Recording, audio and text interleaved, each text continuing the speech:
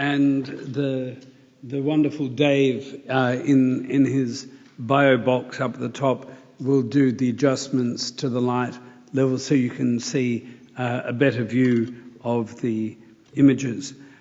As you probably gathered from the introduction, I'm a chemist and quite proud of that. And I'm a conservator and also a museum director. And people say, well, how can you be all of those? And the answer is very simple. I'm just me. But what I'm going to do is give you, I hope, a bit of an insight into the complexities of the issues surrounding the preservation of the rock engravings in the Burrup. Now, for those of you who aren't familiar with the Burrup, the area contains perhaps the greatest number of rock engravings over a small area that there are in the world. So it's significant on an international scale. And there has been an awful lot of misinformation in the media about rock art and how rapidly it's degrading and what's going to happen and what are we doing and how can you have industrial development right in the heart of this cultural landscape. And the answer is it's complex. All of life is complex. I look at all of you. You've all got different faces. You've all got different postures. You're all breathing at subtly different rates. So every one of you is like another rock engraving. You can't assume that you know everything about the rocks. You have to come up to them and subtly interrogate them, talk to them, ask them how they're going. What was last night like for you? And they will tell you. You just have to learn the language of decay. And that's something that I've learned over the last 35 years. So it means that I can come up to an object underwater or to a cathedral standing on St George's Terrace or to rocks in the Burrup, and I just sit down and we have a chat and try and work out chemically, environmentally, what's going on. So in the talk tonight, you'll see a lot of Excel graphs, and that's because you need to understand the connectivity between biological activity, the acidity of the environment, and also the natural impact of salt spray on the rocks. So I don't expect you to remember everything. There will be no test at the end of the talk, but I hope I will give you an insight into some of the complexities that there are in the natural environment. So for those of you who aren't familiar with the Burrup rock art, this is a view of the most famous engraving on the site, and it's the so-called Climbing Man panel, which traditional owners say is images of people climbing up on the tree of life and meeting different animals and creatures in their journey. And it's not up to me to do interpretations of the symbolism and the meaning of the engravings. It's up to me to try and understand what's going on with their decay. But before we journey on there, this purpley black material is called desert varnish. And there have been dozens of papers written about what is the nature of desert varnish, and it's still somewhat open to debate. But the reason why you've got that purpley black colour is these rocks are granophyre and gabbro rocks, and as they weather over the millennia and millions of years, they build up a layer of degraded rock on the surface. And so the Aboriginal people would get instruments and chip their way through this pattern and create the rock art. One mistake, boof, ruined. It's a bit like Michelangelo, doing David, and one little wrong blow with your hammer and chisel whoops, all gone, start again. And so, pretty important to get it right. And one of the things about the Climbing Man panel, that's me wearing my hat and keeping the sun off. The Climbing Man panel is there, and there's Woodside's production facility. And people say, oh, look at all the smoke, all the pollution, it's destroying everybody, the health of people in Karratha and in Dampier is being ruined. They have higher cancer rates because of the industrial pollution from the Burrup. Absolute poppycock.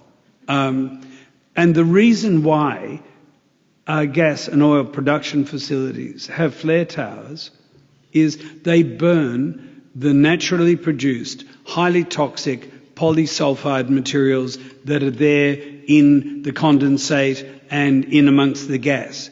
If they didn't burn them, they would have a big, do come in, Nicholas, they would have a big storage and a pollution problem. So they flare them periodically, and it's big and looks. You see these flames leaping out, and you think, I'm in hell. No, I'm in the Burrup. And so what we had to do was work out, are these NOx, that's a mixture of nitrogen dioxide and nitrous oxide, is it having an effect on the decay of the rock art? And the reason why I say beware of simplistic answers is, well, if you think you know what you're talking about, you're 90% wrong, unless you've heard my talk before. And so what we did was we worked out we had to be systematic. So these are some of the rocks that were put into the so-called museum compound. Now, first of all, we now know 25, 35 years later, that was not a smart thing to do. The rocks had to be moved there because they were in the road of the first Woodside plant. And it was agreed with the traditional owners that the rocks could be uplifted, put in a compound to save them from vandalism. And one of the things was that all the rock engravings were always had a vertical aspect, and some of the rocks were put lying down horizontally, and others that were secret and sacred material were put face down. And with the benefit of hindsight, that wasn't the best way to treat it, because if water is not freely draining from the surface, then you're altering the chemical balance of the rocks, and so therefore things will change. And so what I did was I went and used set areas with a polyester sheet, and I rolled cotton buds, bought from Coles because it was cheaper, and you rolled them over a set area and then put them into sterile tubes. And one of my friends at the Department of Agriculture cultivated the yeast, moulds and fungi for me. So to make sure that we didn't have the material going off, we had ice in the vials so that we would get accurate results. And just as well, because that is 55 degrees in the shade, and when you're out working on the Burrup and sitting on the rocks, there is no shade. And I thought at one stage, gosh, this is hot, and I put my digital thermometer on the rock and it was 67. And when your back of your bare leg hits a 67-degree rock, you move very quickly. So that was the first thing. We wanted to go and get counts of the yeast, moulds and fungi that are naturally there in the environment, because it's those weathering reactions of all the hyphae from the organisms reaching into that crusty rock that control the amount of byproducts which go and feed on the rock and therefore control the rate of decay. Being a good little chemist, I knew that salt was another important weathering agent, because anyone who's been up in the Pilbara knows that those winds, they fair do blow. And they come in from the sea and they bring salt spray and mist with them. So therefore we could get an idea of what the underlying weathering effects from all the salt would be if we just went around with a surface sensitive chloride electrode. And so we'd put a drop or two of distilled water on the rock. And these rocks are tricky. Sometimes they say, I'm not going to tell you how much chloride I've got on me. And they just go sucking the water. Another couple of drops. And say, please, let me measure you. I'll be very kind. And after another few more drops, it says, okay. And then it lets you get a result. And so we just write down on a piece of paper what the results are. And as you can see from the sweat on my hand, it was getting quite warm. But I was smart. Don't ignore the brand, but there was water on hand.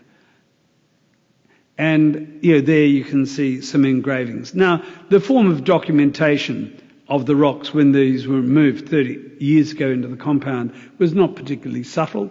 They used standard paint that you use when you're tagging cattle or anything that moves. And because the rocks were being moved, they used some good old white paint. But it's a good test. If you want a good paint in the Pilbara, use that one. And so these are typical of the images that are engraved. At least here, the rock was still in its vertical orientation. And like we had a flat surface chloride electrode, we had a flat surface glass electrode, and you can see a bit of a dribble line of the moisture down the side of the rock, and takes about a minute and a half to get a steady reading.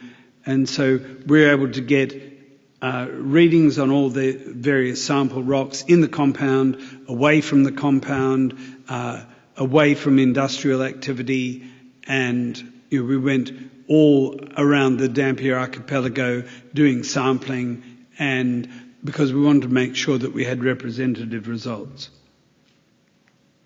And next trick was developing a system whereby we could take samples of the surface. So I got some high density polyethylene foam, stuck it to the bottom of a Perspex tube, and then we poured in a standard amount of water. So I know it seems funny to go all the way up to the Pilbara with water and wash bottles and stuff like that. But unless you wash your rocks, you don't know what's on the surface. So some of you may enjoy a bath, some of you may prefer a shower. These rocks got a bath by courtesy of the museum. So what we would do is equilibrate the water on the surface of the rock for a set period of time, and then use a hypodermic syringe to suck up the solution. And then that was analysed at Chem Centre of WA. Chemists, like most people, use acronyms. ICP-MS means inductively coupled plasma mass spectrometry. What it means is it is so sensitive. If someone spat on the rock with a radioactive compound in their teeth, you would pick it up 20 years later. So it's very sensitive, and it tells you what the mineral composition, the soluble mineral composition of the rock surfaces are. So we had the chloride, the pH, the number of yeast, molds and fungi, and the composition of the surface of the rock. Therefore we thought, we're have a chance of understanding what's going on. And so we went up in the Mermaid Sound. There's me. That's Warren Fish. My friend Warren Fish was then Registrar of Aboriginal Sites. He had money. I didn't. Warren paid for my 4 trips to the Burrup. So I'm very grateful to him. And that was Mance Loughran, the former curator of anthropology in the museum. And this is, half a day's steaming on that boat up away from Karratha onto Dolphin Island. And because we wanted to get some samples that are well away from any industrial activity. And so the whole issue is bacteria, yeast, molds and fungi have acidic metabolites. And so therefore, one of the counteracting effects of the sea spray, because salt water is alkaline, and as it dries, it becomes increasingly alkaline. Therefore, the salt spray can inherently balance out the natural acidity from normal biodeterioration of rock, and so help slow down decay. And that's what we found. For those of you, and I know Loazette in the audience is an old experienced fieldwork operator in the marine environment, when there's no water other than to drink, you wash in salt water. And one advantage of washing in salt water for weeks is you don't get smelly armpits. And it's because the alkalinity of the seawater kills off all the bacteria. And so, or at least keeps them at a nice low level. And so there's no lactic acid to live on in your armpits, therefore no pong. So if you run out of shower water, just regularly go for a swim in the Indian Ocean and you'll be fine and still be socially acceptable even in the best of company. And right, here's the first graph, and I'll walk you through it. Here is in milligrams per litre or parts per million the amount of chloride on the surface of the rocks. And 100 milligrams per litre is 0.1 gram a litre, and if you went, it'd taste salty. And so what we found was, and here's the pH with the lower values. pH 4 is about the level of vinegar. pH 6 is 10 times more acidic than pH 7. So pH is a logarithmic scale. A separation of 1 unit means a difference of 10-fold in acidity or alkalinity. So you can see that the pH varied from about 4.2 or something up to about 5.5. So it's on the acidic side. There's neutral up there, so it's all acidic. And we found a series of dots. Brrr. So we had our orangey colour, our greens and blues and purples, and a few spots in between that didn't join on. And interestingly, these couple of linear relationships, that the intercept value of 4.07, that is when there was no chloride, and 3.25, this line here was clearly a very different chemical environment to the one over there. So even though it's just measuring the chloride and the acidity, there's something different in the way in which the rocks there and there are behaving. So what that immediately told us was, it ain't simple, it's complex. You've got to look at the patina of the rock, you've got to look at the different substrates, whether they're granophyre or gabbro rocks, and that's where you begin to start to get an understanding.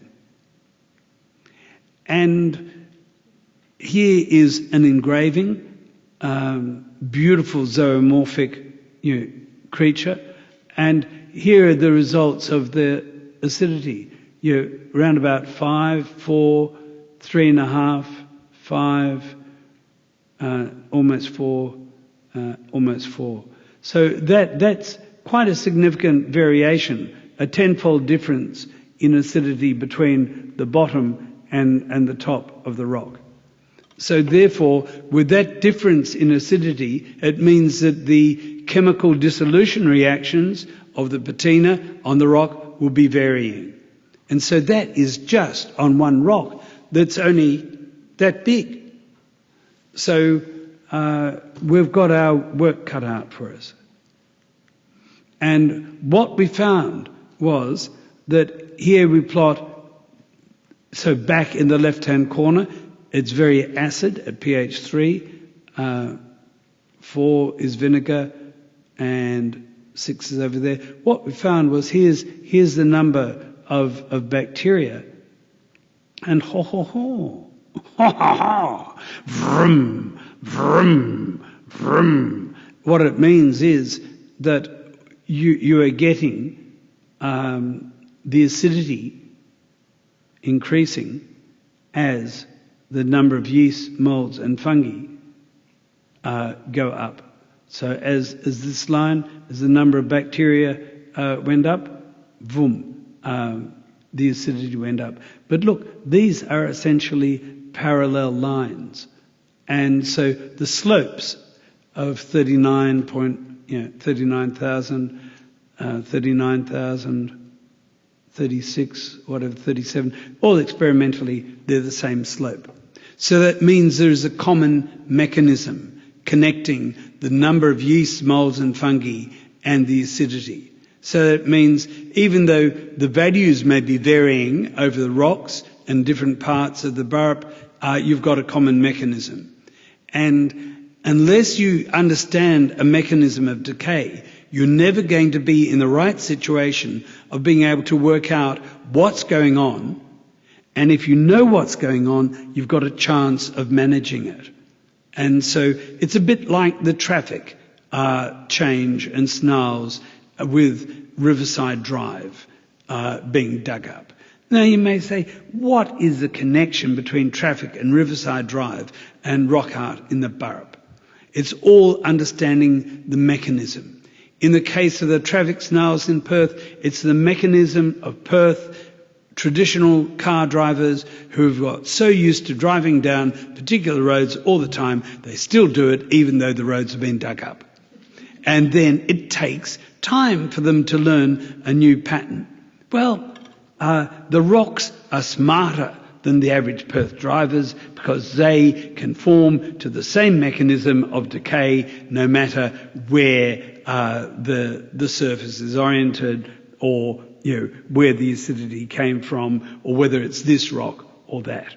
So sometimes people say, it's just rock. What does it know what it's doing? The rock knows very well what it's doing. It's responding to the changes in the chemical and physical environment created by the things that are living on it. And I owe a lot of gratitude to the late Pat Venicum, who used to be a rock art guru in the Department of Aboriginal Affairs, or DIA as it was then. And here's one of the engravings. This is what the rocks look like in the valleys, just massive piles of these ancient shattered rocks that have got a beautiful varnish on, and there is another engraving. And it is totally awesome. You're up there at different times of the morning and the day and the evening, and you walk around and you see as the sun hits different parts. You say, I didn't see that before. Who did that? Hey, who's drawing rock art? No one's done it on you. It's just you don't see it. Because when these images were engraved, the rocks began to repatinate. And so slowly the engravings are disappearing naturally over time. And so therefore you often need subtle angles of light to be able to pick up the engravings. And at different times of the seasons, you will see images of the wallabies or the goannas or the dugong or the turtles coming into, if you like, full view of where you're camping. And that was associated with the stories of the increase, that when the sun was tracking and moving over these images, that's when it was time to go hunting for those foods. So some people say, well, it's just a giant food catalogue, and we get them shoved in our mailboxes today by Coles and Woolworths saying, buy this now. Tens of thousands of years ago, perhaps the elders were saying, well, go and hunt this now. And Pat had led this group of us up into the Burrup to talk about the rock art and the engravings. And she was saying to me on one night, look, I don't know how much longer I'm going to be around. Will you promise me that you will care for the rocks? And I said, yes. She said, well, I know you will. And the next day she died. And so she had, like many Aboriginal people do, an understanding that death was coming close. And so she discharged her responsibility for the rocks to me. And so hopefully before I go, I will be able to charge someone else with caring for the rocks. And so here's your next graph. I said there would be a lot of graphs. And what we did, we looked at the amount of nitrate. And those of you who have lawns know that if you want your lawn to go green and look healthy, you put nitrate fertilizer on it. And here was the level of nitrate, not much, but quite measurable amounts. And here is the log of the number of yeasts and of bacteria. So there's a direct relationship, logarithmic relationship, between the amount on these different types of rocks, between the amount of nitrate and the number of bacteria. So that tells you, surprise, surprise, nitrogen is a limiting agent for biological activity in a hot, dry, arid environment. So where does the nitrogen come from? Well, up in the sky, there's a lot of nitrogen during a lightning storm. The high energy of a lightning discharge makes normal nitrogen and oxygen react to form nitrogen oxides, which then come down as acidic rain. And, for example, the rain that falls in the Kimberley can be as low as pH 3.5 when it hits the ground. So having acidic rain is quite natural. But also, if there is man-made sources of nitrogen oxides in the air, then they will come down also as acid rain. And so you can see here, I hope, that these different coloured surfaces with the engravings on, they look different, don't they? Can you tell that they're different? Yes? Yes. Thank you. And remember all these parallel lines with different intercepts? That's just saying, I've got a different mineralogy to you, but I've got a common mechanism that's controlling my rate of decay. So that's why these engravings will be behaving in a different way to these ones, because the minerals there are different. I mean, obviously there are a lot of iron containing minerals because of the red-brown, but they're subtly different. Just like all of your hairstyles in here is wonderfully different. And you're all human, but you're subtly different. You're different dresses, clothes, trousers, shoes. So you're like the rocks in the Burrup, quite diverse, basically connected. Half of you are women, half of you are men. So one of you may be like gabbro, the other may be like graniphar, but you're still got connections. And one of the other things that varies enormously is the roughness of the rock. And if a rock is microporous, then the yeast, molds and fungi, they just go in and go, I'm hiding. And says, well, what are you hiding from? The sun. Because when you are being cooked to 50, 60 degrees, you're really being pushed to survive. So what you do is you go into these tiny crevices in the rock where the capillary action is so fine that moisture is still there for you, so you don't die. Living may be difficult, but you wait around, nighttime dew condensation comes, you got enough moisture, you go and reproduce, produce a bit of acid, dissolve a bit of rock, get some minerals, and you live a happy life until the next morning comes and the sun comes up and tries to cook you to death. So if you think life in Perth is difficult, try being a bacterium living on the surface of the rocks in the Borough. I tell you who's got the better deal. And the other thing that I was alluding to before is that here is the surface pH and getting quite acidic, down to 3.5. So that's about 5 times more acidic than vinegar that you have on, fish and chips, if you like vinegar. I don't. It makes me cough. And so there's quite a difference between this intercept value at about 4.1 and that at about 5.6.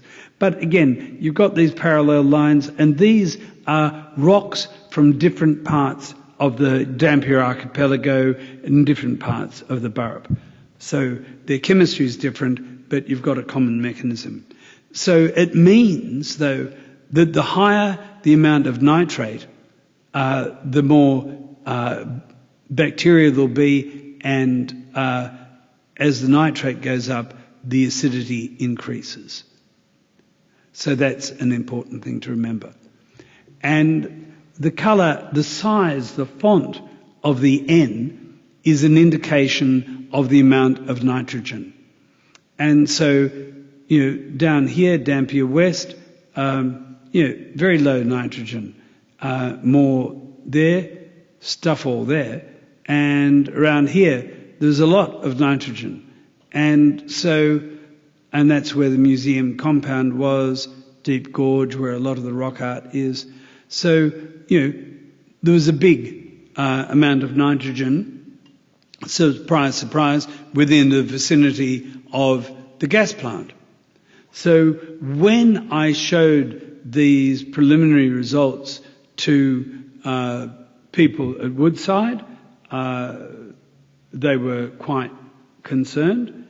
And then they said, well, can we look at your data? And so I gave it to them all.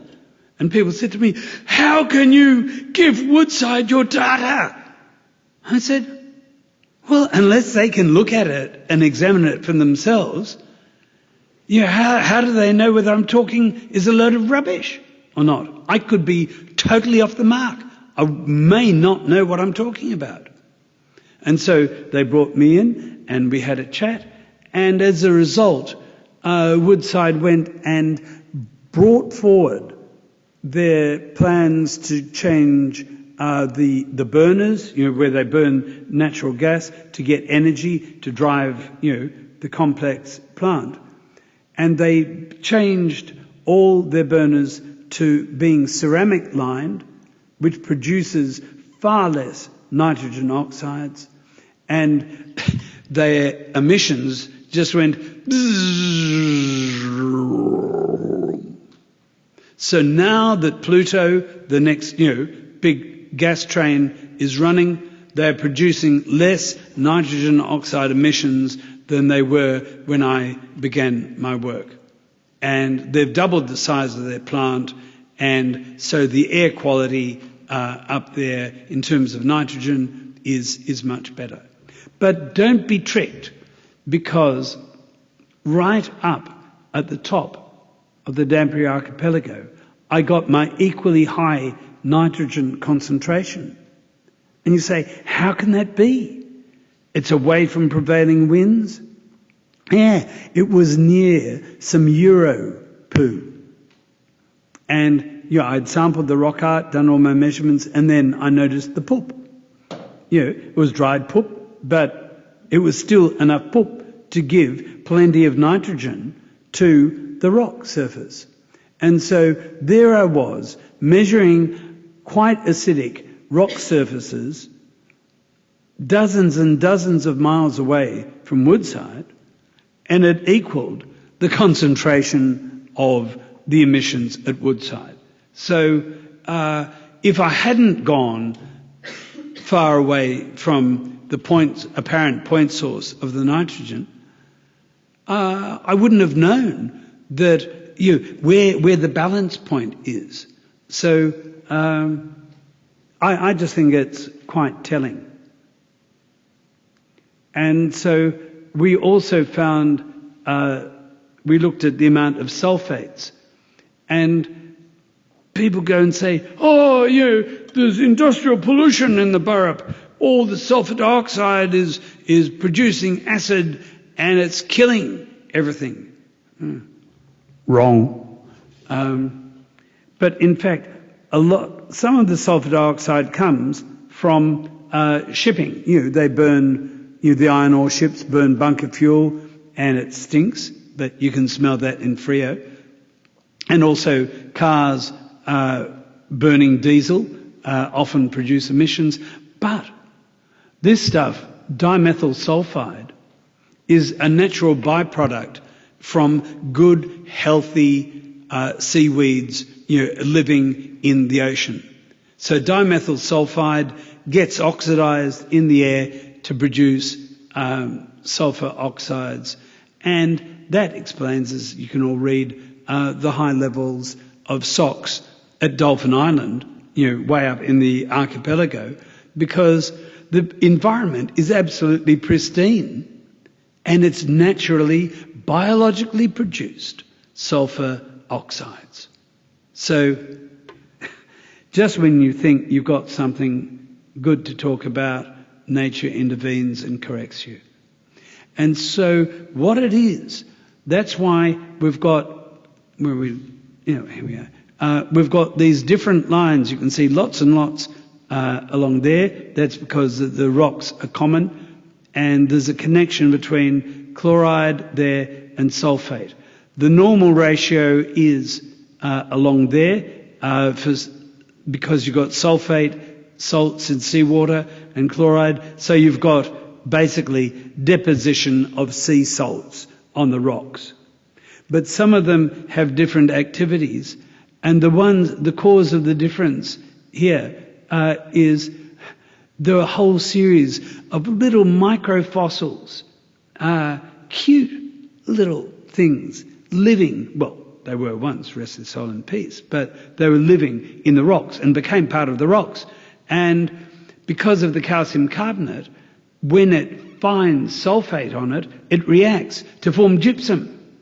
So we were able to pick up the difference in the micromorphology and mineralogy of these sulfate-containing rocks, the normal gabbro and granophyre, and these ones up here were downstream from the major iron ore loading facilities. So this is extra sulfate from the burning of the oil that keeps the ships running.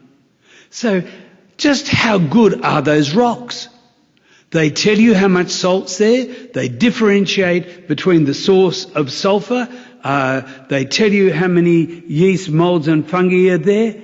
And they what minerals are being solubilized. They tell you everything. So, if next time you're going for a walk in the bush, just remember, sit down and talk to the rocks, and they've got a lot to tell you. And one of the things was, in this famous turtle image, you can see that even though this is black and white, this was the rock when it was faced up in the compound. And 20 years later, some of the subtlety of the engravings, has been lost. And that's what we found was, we would never again allow rocks to be oriented, face up, because it allows the water to pool, it allows yeast, molds and fungi to live longer, produce more acidic metabolites, and therefore accelerate the aging of the rocks. And one of the things was people go and say, well, how reproducible is this? You may just be creating artefacts by your measurements. And I find that really quite offensive. People go and think that you would go and rig your results just to prove a point. No, the results speak for themselves. And here, on the same rock surfaces, we went back in different seasons, and pH is different. And what the main variable here with the different results is moisture, rainfall. When there's more rainfall or there've been rain events, you've got a different acidity. Same rocks, same engravings, different environment. And so that's why you get here on this different graph, in these cases you can get some areas, some rocks, where they decrease in acidity. And that's because of their orientation and the amount of rain they've had. It's washed acidic metabolites off the rock, and so it becomes more alkaline, and therefore rates of dissolution of the minerals goes down. In some cases, you get increase in acidity, and that's due to moisture being available for the yeast, molds and fungi. They go and regenerate, grow as fast as they can, and so it changes. So therefore, rain can be good or it can be bad. But in the balance, it all works out. And look at this for reproducible results. Went back and on 3 different areas, there are the results of pH, and that's incredibly reproducible. If anyone's done real experimental work in the field, looking at the variability of rocks, getting results that can track over the seasons as close as that, means that you're onto something good. And look, this is probably a bit hairy for you, but I have to admit that I prayed for rain. We went up there, storms were meant to be coming, and I desperately needed, it was really hot in time of the year, and so I said, well, I won't say my communication with God, but I asked for rain. And then in 3 days, down came the rain, and then we were out going back to the sites, remeasuring the rocks and seeing how quickly they'd responded. And they did. They said, yum, yum, yum, yum, yum, yum, yum. And so the main thing to note is that for some of the areas, there was very little difference in the acidity, but here's in the dry there was 22 groups of yeasts and molds.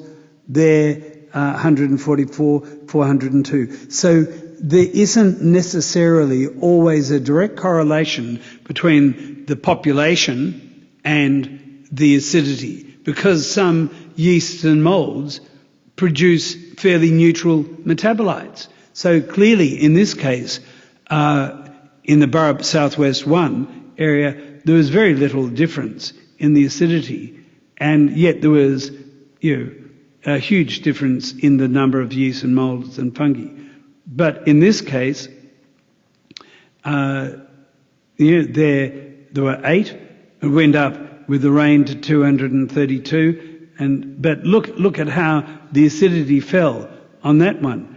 different organisms, and going zoom, zoom, zoom, up and down like blinking yo-yos. So clearly here, these organisms were producing a lot of acidic metabolites, and these ones were not. So the main thing to note there is the variability of the results. So it's not one story fits all. You have to know your rocks and do your measurements and do them over several seasons before you can reach any valid conclusion. And that just gives you a view of some of those little yeast, molds and fungi as they were doing their stuff in the culture medium. And I owe another debt of gratitude to Ian Arthur at the QE2 Pathology Centre. They are normally used to dealing with growths of organisms on human flesh, and infections after operations. And so they kindly obliged the museum and did measurements free of charge for me. And in return, I've given them special tours of Shipwreck Museum for their friends and families and conference delegates. What goes around comes around. You look after people, they look after you. And so, look, it is an extraordinary environment, and so there's Mance, there's Warren. Warren's about 6'5", shoulders on him, like that, taught me heaps. And this is just a view of some of the incredible worn granophyre and gabbro ranges and rocks. And upon these you have tens of thousands of rock engravings. If you haven't been to the Burrup, go up there, get a tour with some of the traditional owners, and you will have your socks blown off. It is absolutely stunning. And therefore, currently, there's still going on. The government is funding, and the industry in the Burrup Peninsula are funding monitoring sites. That's where we did the work on Dolphin Island. And this is where there are currently CSIRO recording devices, and the Mardi station is the reference point way away from anywhere. And so there's still monitoring going on up there for another 4 or 5 years so that we can look at some longitudinal trends and work out what the right answer is. And so we don't know it all, but hopefully now, at the end of my talk, you've got a bit more of a feeling for the remarkable complexity of the interaction of the natural environment with the rocks, and have a feeling and an understanding that it's beautiful, but it is ultimately going to all decay. But that may take another 30 or 40,000 years. So who knows if Canberra will still be there taking all our GST, or if we will have done the right thing. Oh, I can't say that, and have seceded from the rest of the country. But look, in WA, it doesn't matter whether you go into the Wheatbelt, into the Pilbara, or into the Kimberley, or deep in the southwest. We live in a really beautiful part of the world, and also we're extraordinarily lucky to be able to engage with the longest ever recorded group of traditional owners and people who've been living on the land for more than 55,000 years. So we're pretty lucky in WA. And I'm lucky that you came along to my talk. So thank you very much.